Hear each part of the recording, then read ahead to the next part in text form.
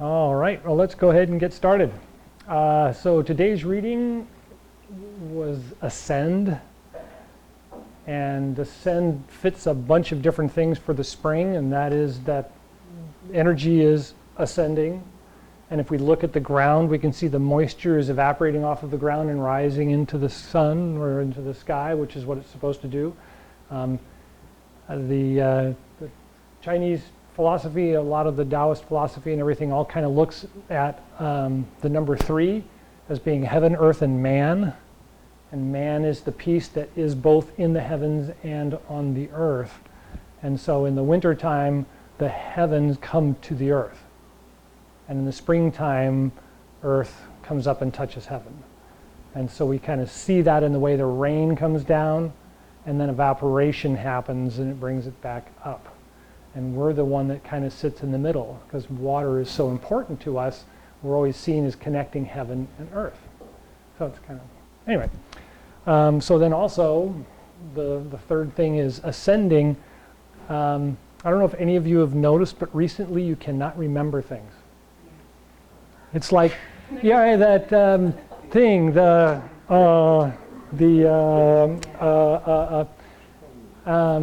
and so that is seen as the spirit has ascended and left you behind.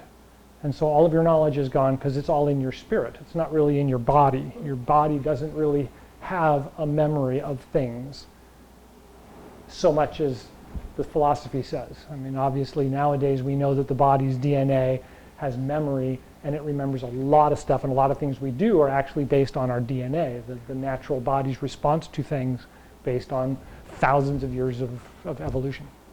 But in the Taoist philosophy, it's more the spirit has ascended into heaven momentarily, and then it slowly rains back down. And so that kind of brings us to this refresh idea of spring. We leave winter, we've been holding the little candle and hoping that summer or spring will come back again. And when it does, and we kind of go, yay, we realize we've forgotten everything we did in summer of last year through fall and winter, and now we have to kind of regroup and start again. And so this, as we've already talked about many times, is a great chance for us to leave bad habits behind or not pick them back up again, right? Because we let a lot of that stuff go, and then we come into spring and it's like, maybe I won't do that this year, or maybe I should think about that. And so this is that opportunity. We evaluate, we review, we kind of check over things and see how it works and how we're feeling. And so with that comes the body, right? We've been, according to the Taoist philosophy, we've been sitting still all winter, so we get to stand up and move again, and we're kind of like, having to relearn how to walk, having to kind of re-feel balance and try to understand motivation and direction and focus and all those kinds of things, which are all yang. They're not really yin specifically. There's a little bit of yin in each one, of course, but there's that yang character. And we don't, I don't remember how to run. I don't remember how to, all these things. And so we refresh. It's a great time to refresh or reset. Any questions about the reading or the feelings of this time of year that are making us wonder, did it really feel like this last year? And yes, it did, as a matter of fact. Okay, so balance. Balance is a very big key. We talk about it in our diet, we talk about it in our work, we talk about it in our practices. We see it everywhere in the flow of traffic, in the flow of people, in the changing of classes, in the amount of data. We start finding there's these balanced things. It appears everywhere. And so we talk about it primarily this time of year. We talk about it in our bodies because we're getting that energy is ascending and we're feeling like we want to go do something. We want to get up. We want to move around. And so let's look at that for a moment. Last week and actually the last couple of weeks, we've been standing more and kind of looking at our balance and talking about how we would move and how moving can be made easy instead of this, this trudge walk or or this using the arm to do all this work when it's actually happening in the body. And if we can get the body to do a lot more of the work, the larger muscles will help. And we'll have a lot less pains in small joints like the shoulder and the elbow, which happen to a lot of people. And so it's stuff to think about. So let's look at one of my favorite practices is the imagining of a bucket that has some water in it. And if I have a bucket with water in it and I'm walking like this, which is our normal pattern of walking, what happens to the water in the bucket? It's sloshing back and forth and back and forth. Now, that's not wrong so much as it's an interesting opportunity to think about the way the body does move, right? So if the body is like 89 or 92 or whatever % water, then don't we slosh when we move back and forth? And so we should think about that. Just take a moment and just kind of rock back and forth. You can start slow or you can start fast and just kind of feel, you know, I almost always feel it right here because that's the primary buckets. We've got the stomach, we've got the liver, we've got the intestines, and when we move back and forth, you can kind of feel things going, woo, woo, woo, right? We kind of get that feeling. Everybody's got a feel for it? Okay. So now try and make it go around. Right? And see if you can keep it smooth enough that it kind of rises up along the walls at the edge of the pail or the bucket. And when you get a feel for that one, try and go the other direction.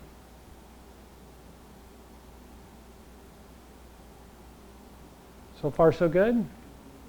Okay, not too bad, not too bad. All right. So these are really, really important as we move forward into spring, because we just refreshed our bodies on the feelings that are happening when we move. And we don't usually think about it, but this time of year it becomes very pronounced, and later we'll recall this and go, oh yeah, it's kind of, you know, that feeling, right?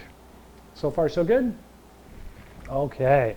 So last week we also looked at the idea of the expansion and contraction is moving the limbs, right? And when we have this sudden expansion like yang has set in for spring, it's rushing in and trying to fill the void where yin had been kind of trailing away and getting old. So we looked at this idea of inhaling and opening the arm, and then lifting it up simply makes it look like I'm moving my arm, and I'm actually not moving my arm. I'm lifting it and I'm inhaling at the same time and pulling my shoulders open, which expands my chest and forces my shoulders to come apart. So far, so good? It's always that look this time of year. It is. And so part of what we're going to look at in Tai Chi specifically is that if I've got this water and I'm moving it around, if I was to take the bucket and go like this, wouldn't the water go whoop and head out of the bucket? Anybody that's played with buckets full of water can remember, oh yeah, whoop, and it's whoop, and the water's heading right out the bucket, but there wasn't a lot of energy. I didn't have to go in order to get the water out. All I had to do was go like that. And the water slips up and out. And so we want to look at the body and think about that as being in the body. So let's pick a foot forward. I usually pick my right for some reason. And I want to roll from front foot to back foot, or from back foot to front foot. And I want to start thinking about that circle happening, right? See, my hands are kind of drawing a circle, and I'm rolling backwards and forwards. So if I was to start here and roll up and out, and at the same time bring my hand up and out, I can kind of feel it come to my hand. So far, so good? Okay. Now remember, it's in the chest, not in the shoulder, right? So I don't want to throw my arm as much as I want to go and open up and lift up my chest and let my shoulder roll open for my arm to expand out. Good. Switch feet and kind of start with that rolling. Feel the roll on that side. And then when you're ready, just kind of come up and out.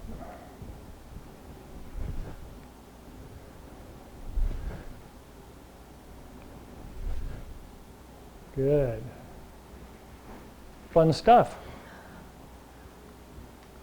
So guess what the next thing is to think about? Timing. Timing, right? Because if I've got that bucket of water and I'm rolling it around, my timing has to be right for it to be smooth, right? If I start doing my roll like this, it's going to go boom, boom, boom, right? I'm going to have that.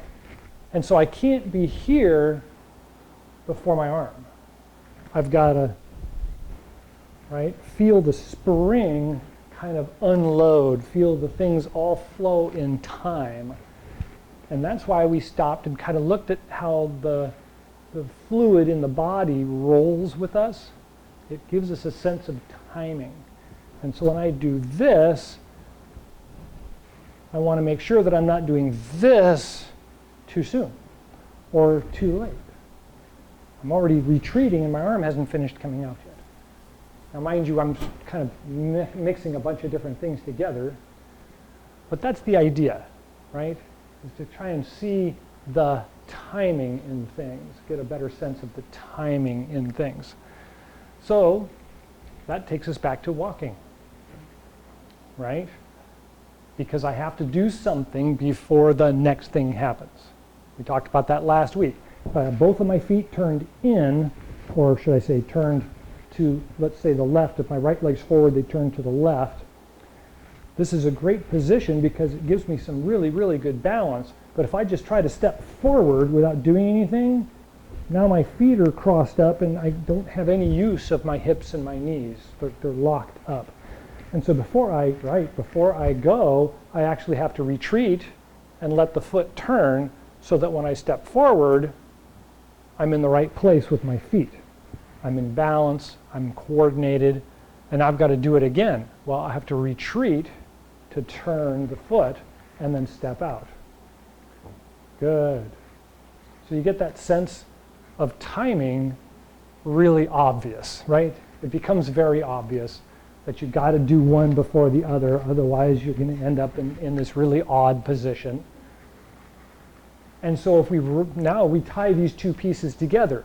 I've got this bucket of water and I'm turning the bucket of water. As I come back and let it turns my foot.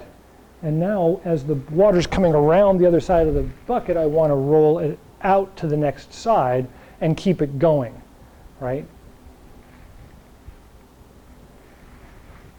Now, the first person that figures this out gets a prize because something's happening. Something happens.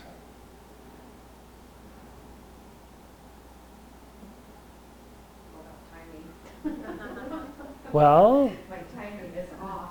Well, so break it down. Go ahead and think about it. Break it down for a minute and think about what am I doing that changes the way the timing is working.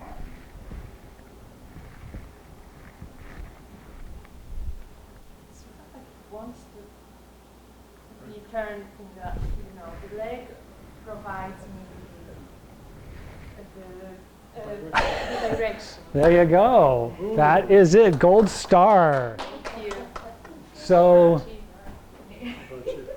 we have to, obviously this is getting esoteric and kind of out of the way because I'm a martial artist and I think about everything in lines and numbers. Is it a figure eight? Yeah. Right? Yeah. Because you turn one way and then you got to turn the other way and then you got to turn one way and you got to turn the other way. Okay? And it's an overlapping and it rolls and it turns. Everything moves in it.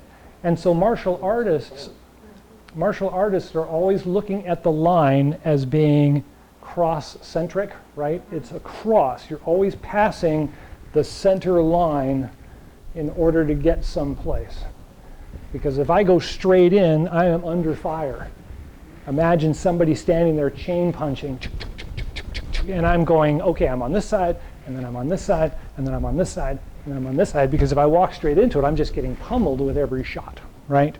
And so we look at that as being out of the way, and then onto the side, and then onto the other side. And so we're always kind of moving in this pattern, this weaving character.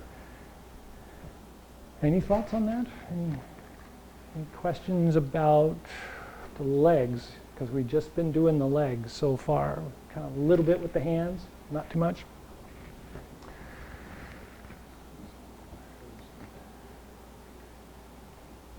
So far, so good? Okay. So that was sowing seeds, or parting wild horse's mane, and it goes in this kind of a direction. And then it rolls back, and it closes, and it comes up, and it does it again. And I could go into the martial arts effect for it and really confuse you guys. But let's move on to the second one that we practice a lot, and that is brush knee. And brush knee is more like the baseball theory. You've got the leg forward, and the back arm is actually the one that's doing the majority of the movement. It's starting back, and it's coming forward. So it comes through the center and out. Some people have some trouble with this because they think of it like this. They try not to move the arm because that's what we talked about. For the first one is you're not moving the arm, you're moving the as well. And this one is a little bit different. This one, the arm is hidden. It comes by the ear, and it sinks down to the chest and pushes straight out. And this is one of my favorites for martial arts because you don't see it coming. I'm standing like this, and all of a sudden, it just appears, right? You get that, you don't see it, and then it just whoop, comes right out from under the ear and appears. Just suddenly appears. So far, so good? Okay. So if the right leg is forward, and the move is brush knee, then the right hand is going to brush knee, right? And so all I'm going to do is turn my hand to my dantian, or my belly button, and I'm going to just turn my waist. And all it's doing is it's brushing by my knee. And that's pretty much the whole thing of that arm. The other one starts back here, comes by the ear, and as I turn forward, it just pushes forward.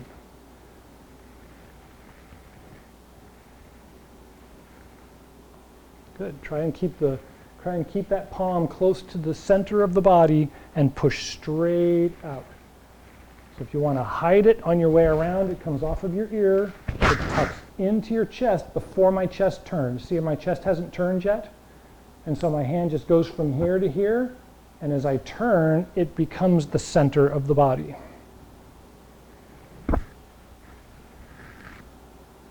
Change feet.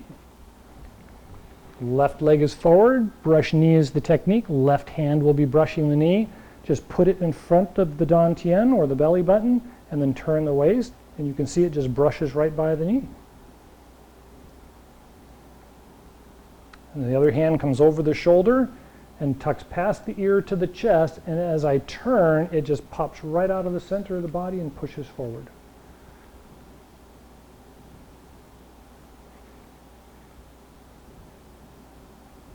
Good. Everybody's got that okay? Okay. So both of the techniques are martial in character. They started out as a martial art, and it was turned into a meditation practice. The first one is a step behind trip. The person's leg is forward. I'm going to step behind it. I'm going to come up underneath their arm, and I'm going to turn sideways, and they're going to fall over my knee because they're here, and my leg is behind their knee, and they're going to end up in this position because I'm going to come up and just turn over the top of them and let them come over my knee. In brush knee, they're trying to attack me with a knee, and I'm going to push it out of the way, which is going to leave them in this position. And then why am I pushing forward? Just knock me over because there's nothing to stand on, right? I'm here, they've got their knee up, I push it out of the way, and I just come in and go, hi. And so there's not a whole lot, right? Well, that's just it. If you follow the timing, right, then there's little effort on your part. Because as soon as that knee comes up and it brushes across, they've got to refigure their balance really, really quick. And if you just touch them, they're going backwards, and at least they're out of the way and out of range. So you can just go, okay, well, so maybe we should talk about why you're angry, or whatever, right? Same thing with sowing seeds. If I step out and trap that leg, I have to immediately know that this is where the hand is, and I can get under their arm and just turn slightly and get them over the leg. If I try to trip first and they step away, nothing happens, and they will probably attack, right? So it's a matter of timing, one thing before the other. Everybody that works on major projects knows you break it down into small components, and you fix each one of the components, and then line them up at the end and go, and hand them off. We're done. And it usually works. It's pretty rare that doesn't work, right? Okay. So those are the two main practices we'll probably be working our way into, and then there'll be different periods where we try different exercises, because there's a variety of moves. There's 108 moves in the Tai Chi Chuan Yang set. Susan can attest to it. She's still working on it. It's a long set to work on.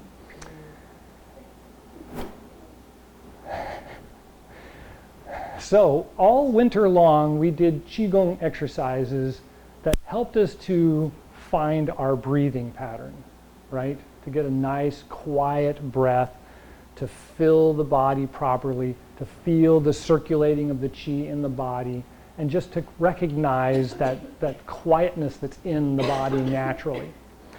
When we do the Tai Chi movements, when we do these walking movements, we don't want to think about it as being a martial art.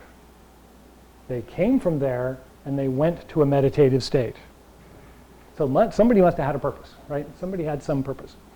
And so when we look at the practices of the exercises, we realize that the inhale and exhale are pretty much exactly the same as the Qigong exercises are. And the expansion and the contraction of the body are exactly like it is in the Qigong exercises. So we kind of can find that state of relaxation while we're doing a martial art, right? You get this exhale, inhale, exhale, inhale. And you'll see that at each portion of it, I allow the timing to be in the breath instead of the body. I allow the breath to guide the body.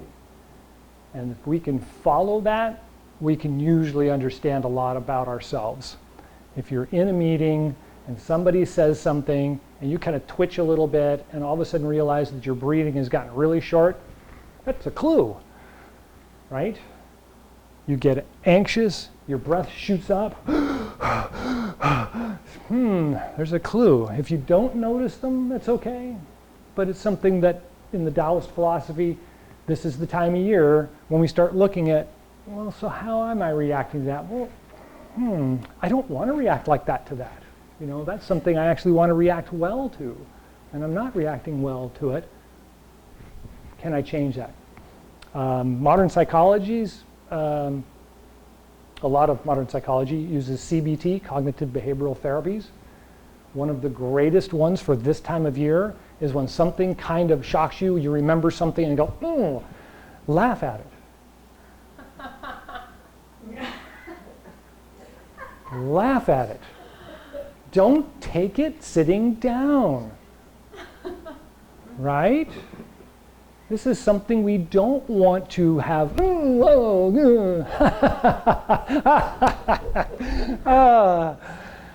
The key to that is that the energy of laughing changes the way that we perceive that signal, right? Because the art of laughing has its own wonderful aura around the body. It energizes different circuits on the face and in the neck and in the chest that lighten the reaction and help us to overcome a learned reaction. We can retrain that to not be the reaction. So the next time it happens, you just kind of go, you know, because you laughed at it the last time, so the next time you do it, you kind of laugh and go, that's a better response? Yes, that's a better response. It could be a bad response, but we've got spring to work it out. There's plenty of time. Okay, any other thoughts about Okay. Well, we're pretty much out of time again. And we didn't even get a chance to sit down, but I put the chairs out. Maybe next time we won't put the chairs out. Okay, so let's do a couple of the moving exercise, the moving Chi Gung exercises. So let's start in the standing position.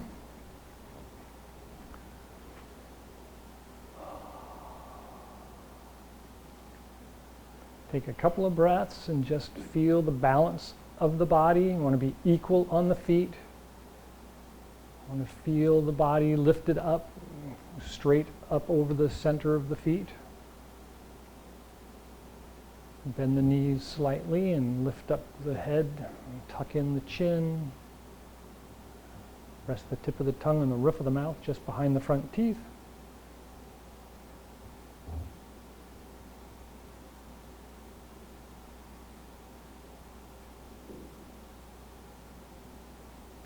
And so the first moving gong, relax the feet and let them roll to the inside, and then roll back to your heels as you inhale and bring your arms back. Open the chest as you open the feet to the outside of the feet, and roll forward as you start your exhale to the toes. And then roll into the inside of the feet as you bring the arms in and come back to balance at the center. One more time, roll back on the inside to the heels and open, arms back and feet. And then exhale as you roll forward, closing the arms, the back, and the feet. And one more.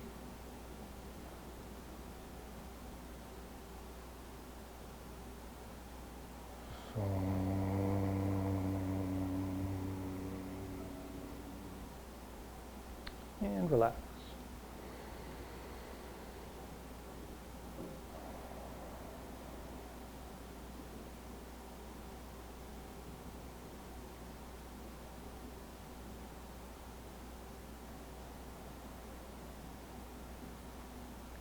And when you're ready, Guang Chi Gung, closing Chi Gung, turn the palms out and inhale as you rise up, gathering the universal Chi.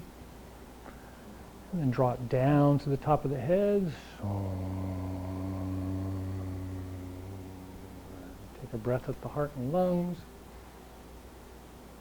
And guide the Chi down to the Dan Tian and the Ming Men, just below the belly button. Take a breath there. And guide it down the legs to the bubbling spring points at the bottoms of the feet. Take a breath there.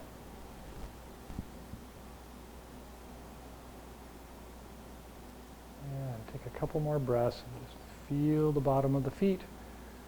Feel the connection to the ground. And see if you can feel the energy just drawing down, connecting down into the ground. Palms out, inhale, rise up.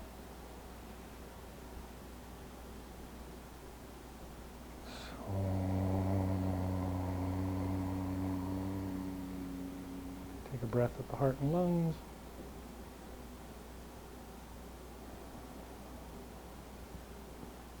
And the Dan Tian and Ming Men.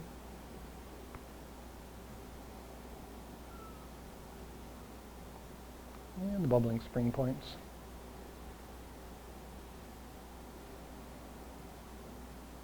And a couple more breaths, and just try to feel the energy going from the top of the head down through the body all the way down to the bottoms of the feet and connecting down into the ground.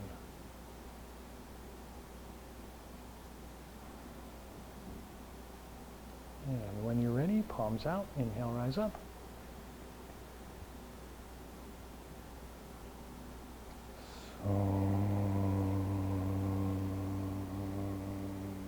Take a breath at the heart and lungs.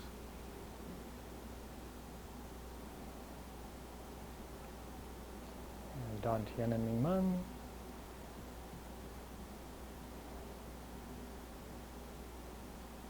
And the bubbling spring points.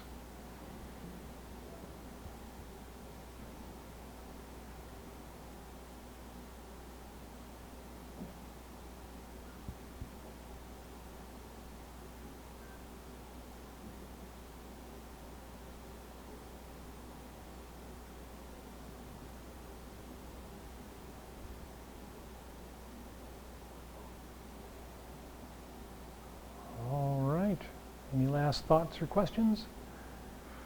No. Thank you all for coming. Thank you. Enjoy the rest of the day.